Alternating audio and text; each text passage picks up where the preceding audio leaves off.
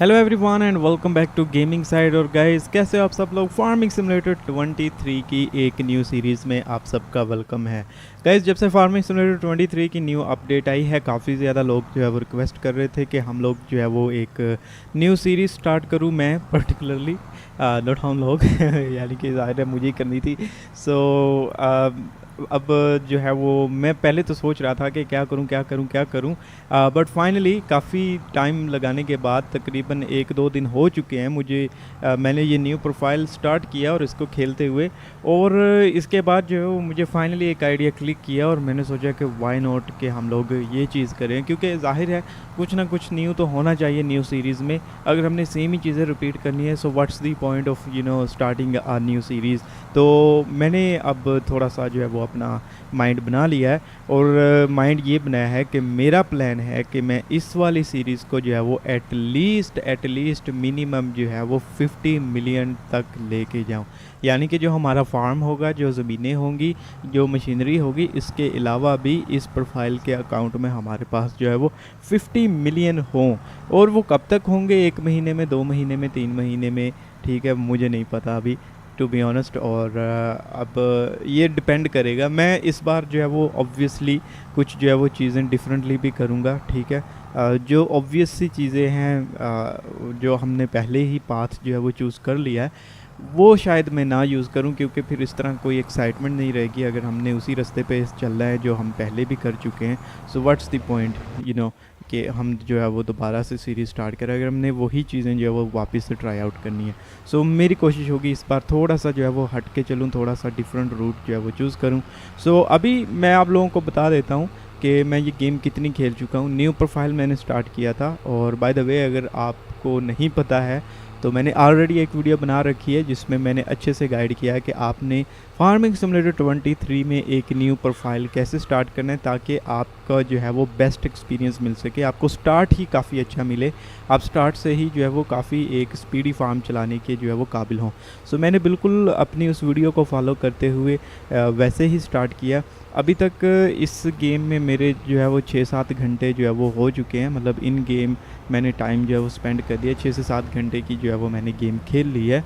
और मैं अब वीडियो बना रहा हूँ, और इस 6 से 7 घंटे में मैंने सिर्फ़ और सिर्फ ग्राइंडिंग की है, क्योंकि ये आपको स्टार्टिंग में करनी पड़ती है, चाहे आप कुछ भी करो। अगर आपने पैसे पे नहीं करने हैं, क्वींस जो यहाँ पे हमें शॉप पे मिल रही होती है, अगर आपने ये बाय नहीं करनी है, आप स्पेंडर नहीं बनना चाहते, सो आपको जो है वो फिर दूसरा ऑप्शन ग्राइंडिंग का है, जो कि आपको करनी ही पड़ती है, ठीक है। सो मैंने ग्राइंडिंग की है 6 से 7 घंटे जो है वो, या इससे ज़्यादा ही टाइम हो चुका होगा। और इस ग्राइंडिंग के प्रोसेस में मुझे मिला क्या है, दैट्स द रियल क्वेश्चन। और आप लोगों के माइंड में भी ये सवाल जो है वो चल रहा होगा कि इतनी ग्राइंडिंग का जो है वो फ़ायदा क्या हुआ। तो मैं अभी आप लोगों को बताता हूँ। सो जो फर्स्ट और आल जो काफ़ी ज़्यादा, मतलब मेरे नज़दीक जो स्टार्टिंग में इतनी ग्राइंडिंग का फ़ायदा हुआ है, वो ये है कि मैंने तकरीबन प्रीटी मच अपने जितने भी टूल्स हैं इस ट्रैक्टर को छोड़ के सारे के सारे जो है वो अपग्रेड कर लिए हैं, ठीक है। चाहे वो ट्रेलर हो, चाहे वो हेडर हो हार्वेस्टर का, ठीक है। हार्वेस्टर चेंज नहीं की। मेरा नहीं ख्याल कि इस हार्वेस्टर के होते हुए हमें ज़रूरत भी है इतनी जल्दी कोई हार्वेस्टर चेंज करने की, ठीक है। आप इसी हार्वेस्टर से जो है वो अपना काम चला सकते हैं विदाउट एनी प्रॉब्लम, क्योंकि इस हार्वेस्टर को हॉर्स पावर के रिलेटेड कोई इशू नहीं है। फार्मिंग सिमुलेटर 20 की जो हार्वेस्टर थी स्टार्टिंग में हमें मिलती थी जॉन डीयर की, उसका सबसे बड़ा ड्रॉबैक ही ये था कि उसकी हॉर्स पावर बहुत कम थी। जैसे ही कोई ऊंचाई वाली जगह आती थी या ऐसा फील आता था जिसमें ऊंची नीची जगह होती थी, तो वो ऊंचाई पर चढ़ते वक्त उस हार्वेस्टर की तौबा तौबा हो जाती थी, ठीक है। तो वो चढ़ ही नहीं पाती थी, ठीक है। तो वो आपकी मजबूरी बन जाती थी उस गेम में अपनी हार्वेस्टर को अपग्रेड करना। बट ऑन दिस केस, इस केस में जो है वो हार्वेस्टर हमारी हॉर्स पावर वाइज बिल्कुल एम्पल है। आप इसके साथ सबसे बड़ा हेडर भी कनेक्ट कर सकते हो। इसको हेडर के रिलेटेड, पावर के रिलेटेड कोई प्रॉब्लम नहीं है। इसकी आरपीएम बिल्कुल ठीक रहती है, तो ये बिल्कुल परफेक्ट है। हाँ, प्रॉब्लम आपको आती है क्योंकि ये हार्वेस्टर बिल्कुल स्टार्टिंग में है। एक तो इसकी मूविंग स्पीड जो है वो कम है, यानी कि जिस स्पीड पे ये मूव करती है वो काफ़ी ज़्यादा कम है, 20 की स्पीड लिमिट है। सेकंड चीज़, इस हार्वेस्टर की डाउन साइड ये है कि इस हार्वेस्टर का पाइप बहुत शॉर्ट पड़ जाता है। अगर आप कोई बड़ा हेडर लगाते हो तो फिर आप इसको चलते चलते खाली नहीं कर सकते, आपको इसको रोक के साइड पे टिप्पर लगा के जो है वो फिर इसको जो है वो आपको अनलोड करना पड़ता है, ये इसको एम्प्टी करना पड़ता है। तो ये दो मेजर जो है फ्लाज हैं इस हार्वेस्टर के साथ। खासकर जो दूसरा वाला पॉइंट है कि जिसमें आपको इसको अनलोड करने के लिए पाइप छोटा पड़ जाता है, तो आपको बिल्कुल एक ट्रेलर अलाइन करना, तो वो स्टार्टिंग में तो इतना इशू नहीं लगता, बट जैसे जैसे आप गेम खेलते रहते हो एक टाइम आता है कि आप जो है वो उकता जाते हो इससे कि यार ये क्या मुसीबत है, इससे तो बेहतर है कि मैं न्यू हार्वेस्टर ले लूँ।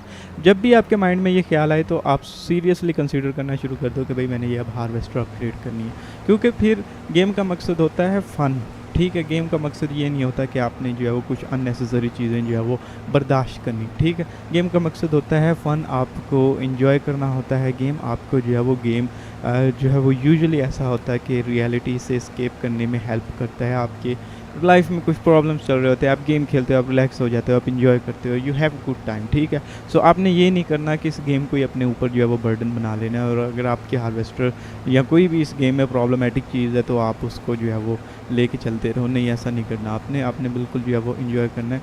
सो अगर आप मतलब कि ऐसा करोगे तो तभी जो है वो आपको इंस्पिरेशन आएगी कि यार मैं कुछ ऐसा करूं जिससे मैं कम टाइम में ज़्यादा पैसे अर्न कर सकूं इस गेम में।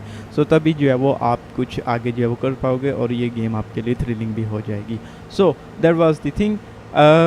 काफ़ी लंबी होगी डिबेट इस चीज़ के ऊपर, हार्वेस्टर के ऊपर। अब मैं बात करता हूँ जो नेक्स्ट चीज़ मैंने करी है, वो है कि मैंने वो सामने वाला फील्ड जो है वो परचेज़ किया है। तो फील्ड परचेज़ करने से ऑब्वियसली आप लोगों को पता है कि ज़्यादा जो है वो हमारे पास एरिया आ जाता है। सो हमने जो टाइम स्किप करना होता है, ठीक है, तो उसमें काफ़ी ज़्यादा हमें जो है वो हेल्प मिल जाती है। यानी कि देखो 3 फील्ड होंगे तब भी हमने उतना ही टाइम स्किप करना है ताकि क्रॉप रेडी टू हार्वेस्ट हो जाए। 4 फील्ड होंगे तब भी, 10 फील्ड होंगे तब भी। ठीक है, सो उससे ये होगा कि फिर हमारे पास जो है वो वर्किंग एरिया ज़्यादा आ जाएगा। वर्किंग एरिया ज़्यादा आएगा इसका मतलब है क्रॉप्स हमारे पास ज़्यादा आएंगे। ठीक है, सो इट ऑल मैटर्स। तो मेरे ख्याल से जो अभी मैंने अप्रोच की है वो ठीक है। मैं सिंपली जो है वो स्विच कर रहा हूँ बिटवीन 2 डिफरेंट क्रॉप्स। अभी तो बाय द वे मैं जो है वो सिर्फ और सिर्फ सोयाबीन प्लांट कर रहा हूँ, बट यूजुअली ऐसा होता है कि मैं जो है वो स्विच करता रहता हूँ बिटवीन 2 क्रॉप्स। तो अब अगर जून में अगर मेरे को अभी कोई क्रॉप प्लांट करनी होती तो मैं कनोला प्लांट करता था, क्योंकि उसकी प्राइस दिसंबर में जाके हाई हो जाती है, नवंबर दिसंबर में। और नवंबर दिसंबर में अगेन मैं प्लांट कर देता हूँ सोयाबीन, क्योंकि उसकी प्राइस जो है वो जून में हाईएस्ट हो जाती है। सो मैं अभी तक जो ग्राइंडिंग की है यूजुअली इन 2 क्रॉप्स के ऊपर की है, और मैंने अभी तक कोई प्रोडक्शन बिल्डिंग परचेज़ नहीं करी। चिकन्स जो थे वो मैंने स्टार्टिंग में ही सेल कर दिए, क्योंकि देते दूते वो कुछ है नहीं। उल्टा खाम में आपके वो एक पैलेट जनरेट हो जाता है, और जब आप फार्म पे आते जाते हो तो वो आपको बड़ा तंग करता है। अभी मैं आपको स्टेटस दिखा देता हूँ। ठीक है, ये 4 फील्ड है मेरे पास, और यहाँ पे मैं आप लोगों को दिखा देता हूँ 1, 3, 4 के ऊपर जो है वो सोयाबीन लग चुकी है और ग्रो भी कर रही है, जबकि फील्ड नंबर 3 जो है इसके ऊपर अभी हमने जो है वो प्लांट करनी है।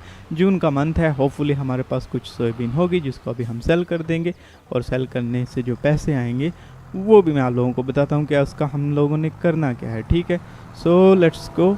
और फर्स्ट ऑफ ऑल तो यहाँ पे हम लोग जो है वो इधर हेल्पर लगा देते हैं ताकि ये जो है वो हमारा काम करता रहे। ठीक है, ठीक है, तो ये हमने हेल्पर लगा दिया, और अब जल्दी से इस ट्रैक्टर को फारिग करते हैं और इसको जो है वो यूज़ करते हैं। बाय द वे एक और जो है वो मैंने अब थोड़ा सा दोबारा से ग्राइंडिंग की है, so I would like to share advice आप लोगों को देना चाहता हूँ। अगर आप भी न्यू कैरियर स्टार्ट कर रहे हैं तो अगर आपके पास पहले 3 फील्ड हैं तो कोशिश करें आप उसके ऊपर हर्बिसाइड या इसके जो स्प्रेयर है या फर्टिलाइज़र वो यूज़ ना करें। इससे आपका टाइम ज़्यादा वेस्ट होगा और आपको आउटपुट जो है वो कम मिलेगा। वही टाइम जो है वो आप अगर जल्दी से नाइट स्किप कर दोगे तो आपको 50% यील्ड के ऊपर उतने टाइम में आप 2 दफ़ा क्रॉप हार्वेस्ट कर लोगे, बजाय इसके कि आप ये दोनों चीज़ें यूज़ करें। और मैंने बाकायदा एक्सपेरिमेंट भी किया है। ठीक है, मैं आपको बता दे सकता हूँ, ये वाला जो फील्ड है ना, अगर आप इसके ऊपर हर्बिसाइड यूज़ करते हो और फिर फर्टिलाइज़र भी यूज़ करते हो तो आपको अप्रोक्सीमेटली 1000 लीटर सोयाबीन एक्स्ट्रा मिलती है। और मतलब कि यूजुअली ऐसा होता है कि 4000 लीटर अगर आप हार्वेस्ट नहीं मतलब इसके ऊपर आप हर्बिसाइड और फर्टिलाइज़र यूज़ नहीं करते तो ये फील्ड आपको 4000 लीटर्स की सोयाबीन देगा।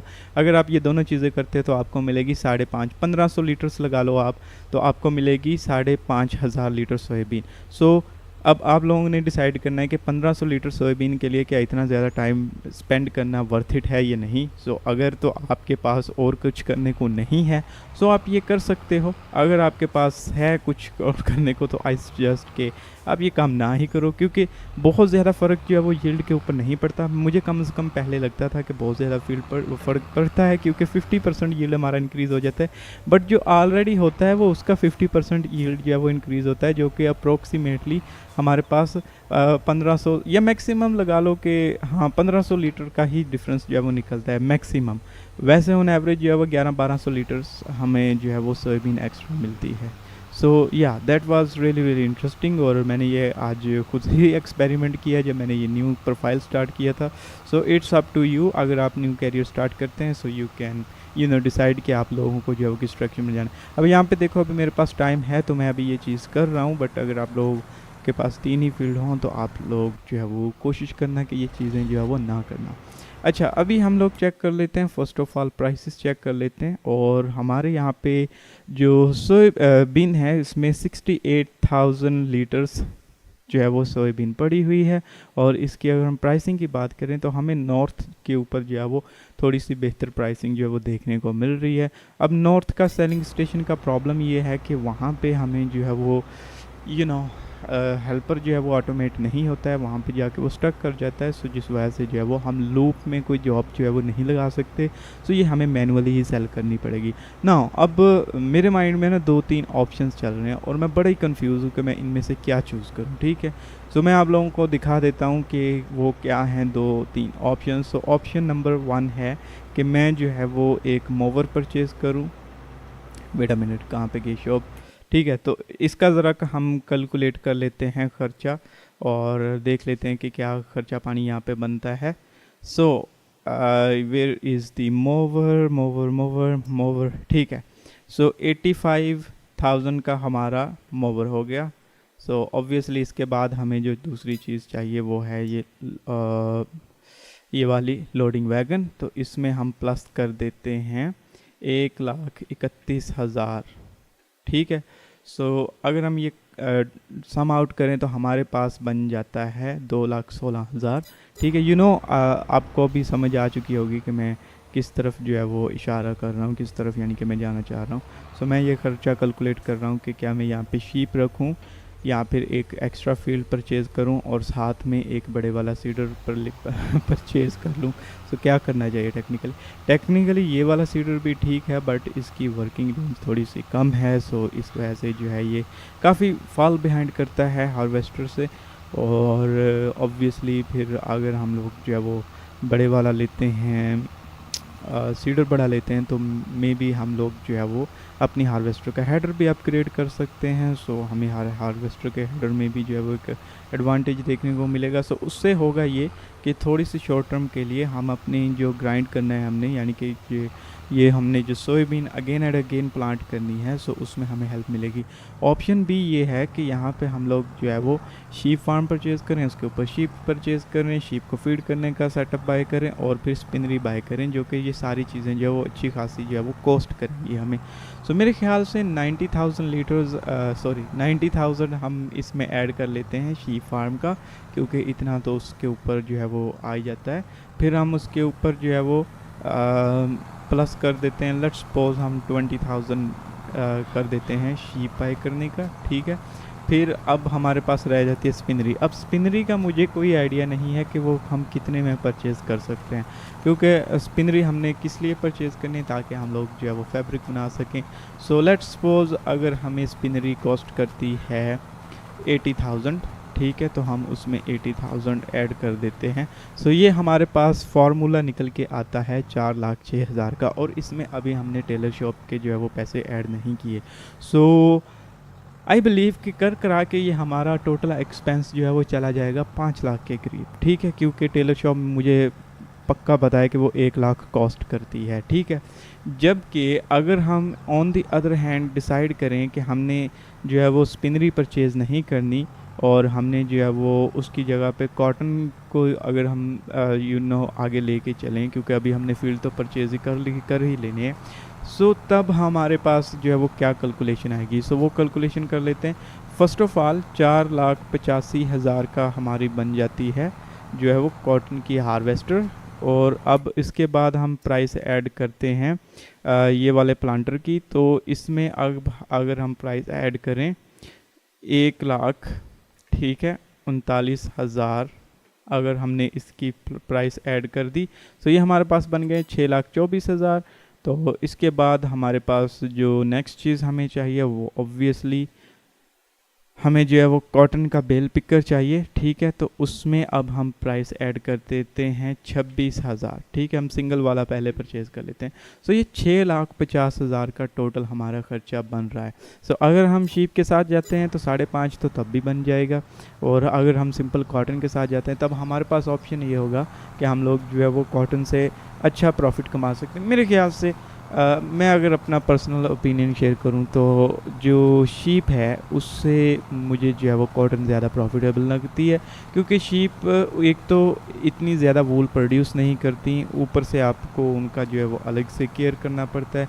फिर आपको एक फील्ड जो है वो अपना वो भी जो है वो उनको पक्का जो है वो अलॉट करना पड़ता है, क्योंकि उसके ऊपर आपने ग्रास प्लांट करना है, ठीक है।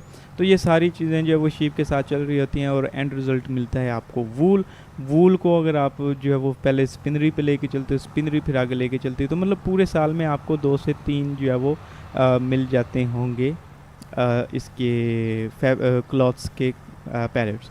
तो आई गेस 35,000 का एक पैलेट बिकता है। तो मैंने पहले भी कई दफ़ा हिसाब लगाया है। सो कॉटन मेरे ख्याल से वर्थ इट रह जाती है।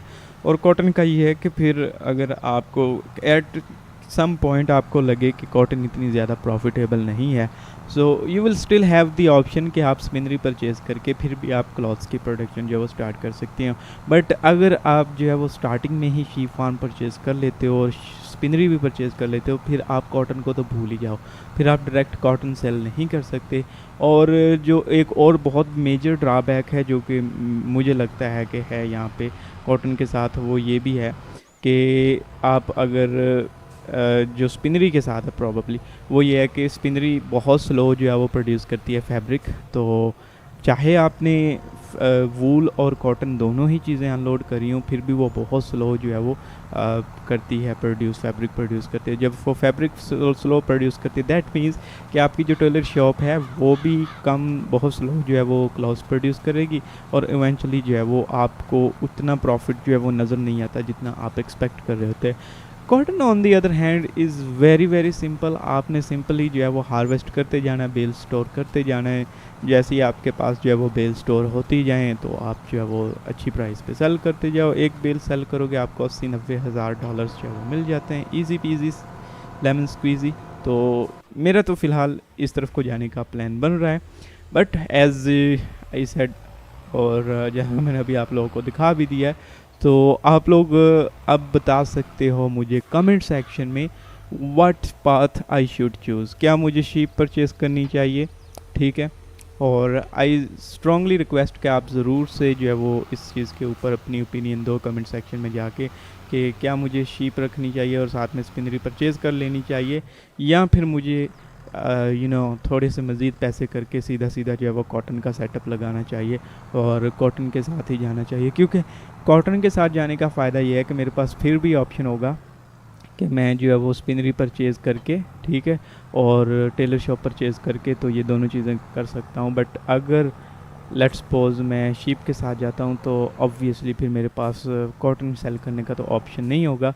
फिर मुझे जो है वो फिर प्रॉब्लम ये भी होती है कि कॉटन की बेल वहाँ पे पड़ी रहती है और वो स्पिनरी इतनी स्लो होती है, वो प्रोसेस ही नहीं करती उसको जल्दी, तो जिस वजह से जो है वो कॉटन की बेल उधर ही पड़ी रहती है और आप बाकी जो है वो बेल पकड़ के हाथ में बैठे होते हैं, कब मैं बाकियों का क्या करूं, क्योंकि बेच तो सकते नहीं हो, तो वो उसी ने प्रोसेस करनी होती है और कोई कहीं पे भी आप अपनी फिर कॉटन जो है वो सेल भी नहीं कर सकते।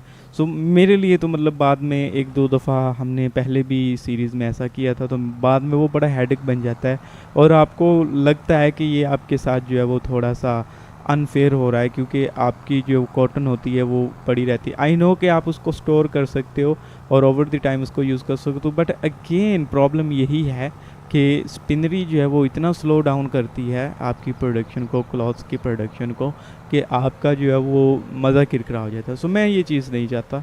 सो आई गेस अगर मैं अपना पर्सनल ओपिनियन देखूं तो I would go with cotton setup, और उसके लिए फिर अभी ऑब्वियसली मुझे थोड़ा सा मज़ीद ग्राइंड करना पड़ेगा। अब यहाँ पे देखते हैं कि ये 68,000 लीटर अगर हम सेल करते हैं ये सोयाबीन, तो इससे हमें जो है वो टोटल क्या मिलता है। सो ज़्यादा की उम्मीद नहीं है, 3-3.5 लाख मैक्सिमम हमें मिल जाएगा, क्योंकि यस ये तकरीबन 60 to 65,000 डॉलर का ये एक ट्रेलर बिकता है। सो और इसमें होती है कैपेसिटी मेरे ख्याल से 18,000 लीटर्स की। सो अभी हम कैलकुलेट कर लेते हैं, ठीक है। पहले मैं इसको इधर पार कर लूँ, तो ये जब मीनवाइल अनलोड हो रही होगी, तो हमारे पास है जी टोटल 68,000 लीटर्स, ठीक है। 68,000 लीटर हमारे पास सोयाबीन है। इसको अगर हम डिवाइड करें 18,000 के ऊपर, तो लेट्स सी, तो ये हमारे पास 3 ट्रेलर निकलेंगे। अब इनको 3 को हम मल्टीप्लाई करें बाय 66,000 से, ठीक है, तो ये हमारे पास 2.5 लाख की सोयाबीन पड़ी हुई है सिंपल कैलकुलेशंस के बेस के ऊपर, ठीक है। इसमें थोड़ा सा कम ज़्यादा हो सकता है, बट रफली हमारे पास 2.5 लाख की जो है वो पड़ी हुई है। सो अभी 70,000 हमारे पास पहले से ही था, तो वो भी इसमें ऐड कर देते हैं, ठीक है। तो ये हमारे पास हो जाते हैं 3,19,000 डॉलर्स, ठीक। तो इसमें अभी हमें तकरीबन 3.5 लाख ही मज़ीद चाहिए। सो मतलब एक और डे होगा मेरा ग्राइंडिंग का, उसके बाद जो है वो मैं इस काबिल हो जाऊंगा कि हम लोग जो है वो अपना कॉटन का सेटअप परचेज़ कर लें। फिर कॉटन जो है वो इन 4 फील्ड्स के ऊपर हार्वेस्ट करते रहेंगे। जैसे ही 2-4 बेल्स होंगी उनको सेल करेंगे, तो हम इस काबिल हो जाएंगे कि हम मज़ीद फील्ड्स जो है वो परचेज़ करते रहें। सो मेरे ख्याल से कॉटन को अगर हम ऐसे लेके चलते हैं, फील्ड परचेज़ करते रहते हैं, उसके ऊपर प्लांट करते रहते हैं cotton, so we will be good, और हम लोग जो है वो एक अच्छे जो है वो मनी फ्लो में होंगे। सो गाइज़ अब मैं ये गेम प्ले जो है वो यहीं पे एंड कर देता हूँ। I know it's a short game play, but it's बिल्कुल जो है वो कह रहे हो कि एक तरह से इंट्रोडक्शन था, और यहाँ पे मैं अब इस दोराहे पे हूँ कि मुझे आप लोगों की ओपिनियन चाहिए कमेंट सेक्शन में। सो इसलिए मैं ये गेम प्ले यहाँ पे एंड कर रहा हूँ, और अपनी ओपिनियन लाजमी दीजिएगा मुझे कमेंट सेक्शन में, और give this video Thums up, video को लाइक ज़रूर करते जाएगा, और मैं मिलता हूँ आपसे अगली वीडियो में। अपना बहुत सा ख्याल रखिएगा, बाय बाय।